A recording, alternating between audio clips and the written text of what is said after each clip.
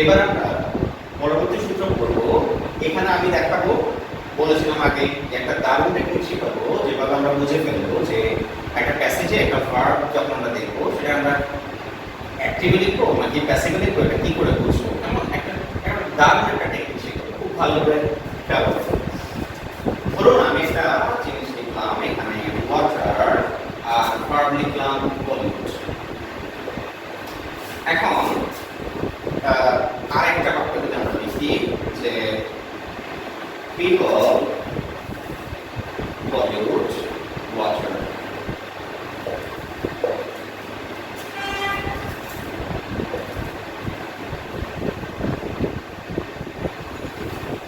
আমার এক্সপেরিয়েন্স থেকে আমি যতটুকু দেখেছি ছাত্রছাত্রীদেরকে যখন জিজ্ঞেস করি যে স্যার বলেন তো আমরা প্যাসিভ কিভাবে চিনি, প্যাসিভ চেনার উপায় কি, প্যাসিভ কিভাবে চেনা যায়, ম্যাক্সিমাম 99.9% স্টুডেন্টদের উত্তর হলো স্যার বাই থাকলে প্যাসিভ হবে। আবার উত্তর দেয় হচ্ছে বাই আছে, সাবজেক্টকে অবজেক্ট করা হয়েছে, অবজেক্টকে সাবজেক্ট করা হয়েছে, তাহলে সেটা প্যাসিভ হবে। বাই এর পরে নাউন আছে, তাহলে সেটা প্যাসিভ হবে। মানে কি কি সব বলে এটা দারুণ দারুণ সব উত্তর আসে, মানে বাই থাকলে প্যাসিভ হবে। তাহলে স্যার একটা প্রশ্ন হলো বাই থাকলে যদি প্যাসিভ হয় তাহলে he is known to me, এখানে তো স্যার বাই না, এই বাক্যটাতে বাই তো নাই, তাহলে বাই নাই, এজন্য এটাকে কি আমরা অ্যাক্টিভ ভয়েস বলবো, এটাকে প্যাসিভ বলবো না। একটু আগে আমরা একটা রুল নিয়ে আলোচনা করেছিলাম যেটাতে আমরা বলেছি বি এর পরে V3 থাকলে এটা একটা বি ভার্ব, তারপরে এটা V3, তাহলে কম্বিনেশন দেখে তো আমি বুঝতেছি এটা প্যাসিভ, কিন্তু স্যার এখানে তো বাই নাই, স্ট্রাকচার বলতেছে বি এর পরে V3, এটা একটা প্যাসিভ বাক্য, স্যার এখানে তো বাই নাই। তাহলে যারা বলি যে বাই থাকলেই প্যাসিভ, এরকম উপস্থাপিত করা যাবে না স্যার, বাই এর সাথে প্যাসিভ এর কোনো রিলেশন নেই স্যার। তার মানে আমি বলতে চাচ্ছি প্যাসিভ ভয়েস চেনার একমাত্র উপায় হলো প্যাসিভ ভয়েসে আছে কিনা এটা বাই দিয়ে ডিটারমিন করা যাবে না। প্যাসিভ ডিটারমিন করার জন্য একমাত্র স্ট্রাকচার হলো বি ভার্বের সাথে V3 কম্বিনেশন। যদি বি ভার্বগুলোর যে কোনো বি ভার্বের পরে মূল ভার্বের পার্টিসিপল ফর্ম থাকে সেটাকে আপনারা প্যাসিভ ভয়েস বলবেন। আদারওয়াইজ বাই আছে নাকি নাই, কি আছে না আছে এসব অভিযোগই দেখা যাবে না স্যার। স্ট্রেট ফরওয়ার্ড একটাই স্ট্রাকচার, বি এর পরে মূল ভার্বের পাস্ট পার্টিসিপল ফর্ম। অলরাইট, এখন আমরা এখানে তো দেখতেছি না এই দুটো বাক্যে সাবজেক্ট আর ভার্ব দেয়া আছে, এখানে বি নাই পার্টিসিপল নাই, তাহলে আমি এখানে তো বুঝতেছি না যে এটা অ্যাক্টিভ হবে না প্যাসিভ হবে। এখানে কেমন আইডেন্টিফাই করব, how to identify active or passive verb in a passage. Passage আপনারা যখন আমাদেরকে রাইট ফর্ম দিবে কিভাবে ডিসাইড করব এটা অ্যাক্টিভ ভয়েস না প্যাসিভ ভয়েস হবে, এটা টেকনিক শেখায় দিয়েছে। অ্যাক্টিভ ভয়েস মানে কি জানেন, অ্যাক্টিভ শব্দটাকে যদি আমরা শাব্দিক অর্থে বিচার করি, শাব্দিক মানে অনুবাদ দিয়ে যদি চিন্তা করি, অ্যাক্টিভ শব্দের অর্থ হলো কর্মঠ।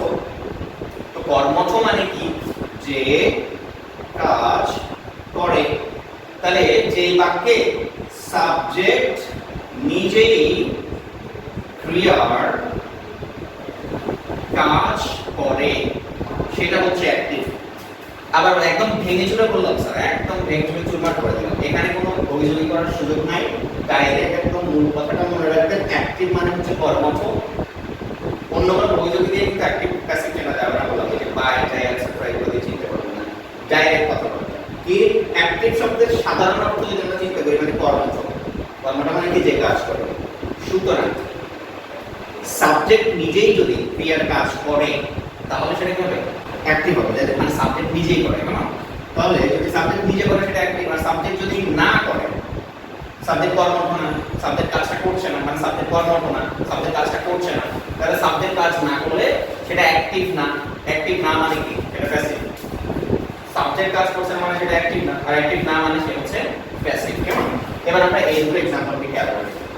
প্রথমে এই বাক্যে দেখেন পিপল মানুষজন পলিউট দূষণ করে ওয়াটার জলকে। কেমন, তাহলে এখানে কে কাজটা করছে, বাক্যে যদি বলেন পলিউট কে যদি আপনি প্রশ্ন করেন কে করে তাহলে সে বলবে পিপল। তাহলে এখানে সাবজেক্ট হচ্ছে পিপল, পিপল হচ্ছে কি এই বাক্যের জন্য সাবজেক্ট, আর পলিউট হচ্ছে এই বাক্যের জন্য ভার্ব। তাহলে কর্তা ক্রিয়ার কাজ নিজে করে, এখানে পিপল নিজে কাজটা করে। তাহলে কর্তা নিজে করলে এটা হবে অ্যাক্টিভ ভয়েসে, আর অ্যাক্টিভ ভয়েস মানে হচ্ছে টেন্স অনুযায়ী ভার্ব বসবে, পিপল পলিউট। এটা যেহেতু প্লুরাল সাবজেক্ট আসবে S9, তাহলে পিপল পলিউট ওয়াটার, এখানে কর্তা কাজ করে এটা অ্যাক্টিভ ভয়েস। ক্লিয়ার হলো? যেখানে যে বাক্যে ক্রিয়ার কাজটা কর্তা নিজে করে সেটা অ্যাক্টিভ ভয়েস।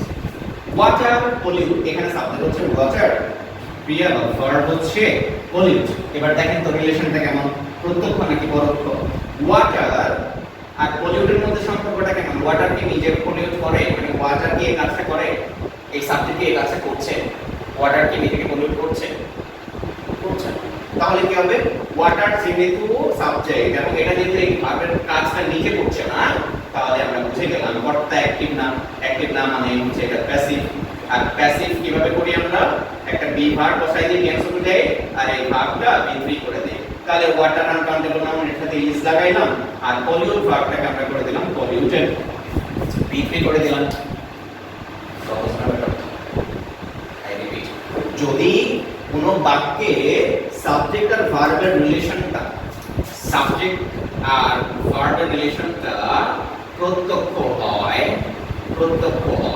প্রত্যক্ষ মানে কি? সরাসরি একদম কর্তা নিজেই কাজ করবে, সাবজেক্ট নিজেই ভার্বের কাজ করবে, তাহলে এটা হচ্ছে কি? অ্যাক্টিভ।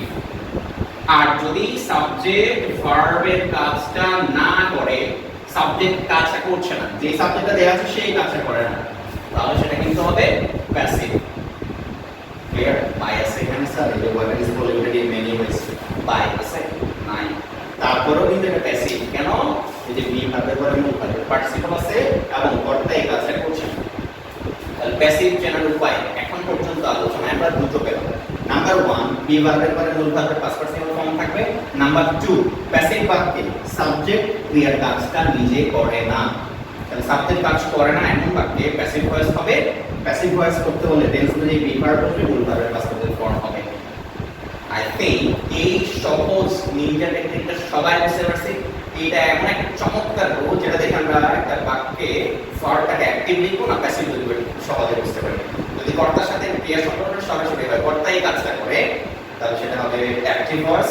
আর যদি কর্তা কাজটা না করে অন্য কারোর মাধ্যমে কাজ করা হচ্ছে, কর্তা করছে না, তাহলে সেটা হবে প্যাসিভ ভয়েস। আর প্যাসিভ করতে হলে আমরা জানি বি ভার্বের পরে মূল ভার্বটাকে